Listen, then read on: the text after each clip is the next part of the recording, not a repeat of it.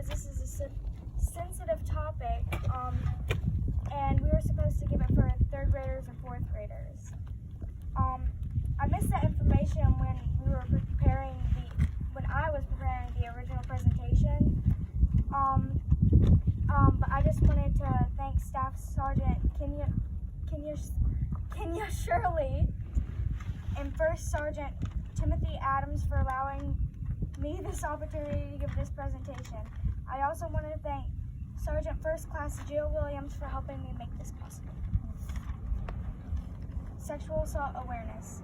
Sexual violence is when sexual activity when the victim did not give consent. Every 73 seconds, an American is sexually assaulted. Sexual assault can affect anyone, but it mostly affects women or young girls. Many cases go unreported because the victims are ashamed or afraid to tell the police. Nearly 1 in 5 women have been raped or almost raped.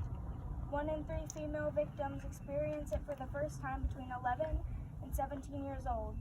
1 in 8 female rape victims reported that it occurred before age 10.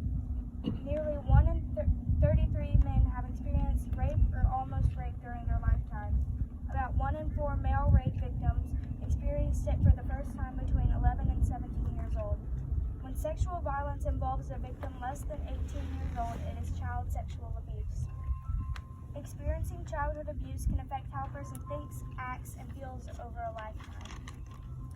Child sexual abuse refers to the involvement of a child that he or she does not fully comprehend, does not give consent to, or is unable to give informed consent. It is not developmentally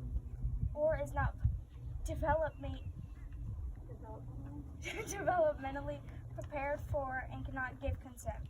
Sexual violence also includes sex trafficking. This is a type of human trafficking and is a form of modern-day slavery.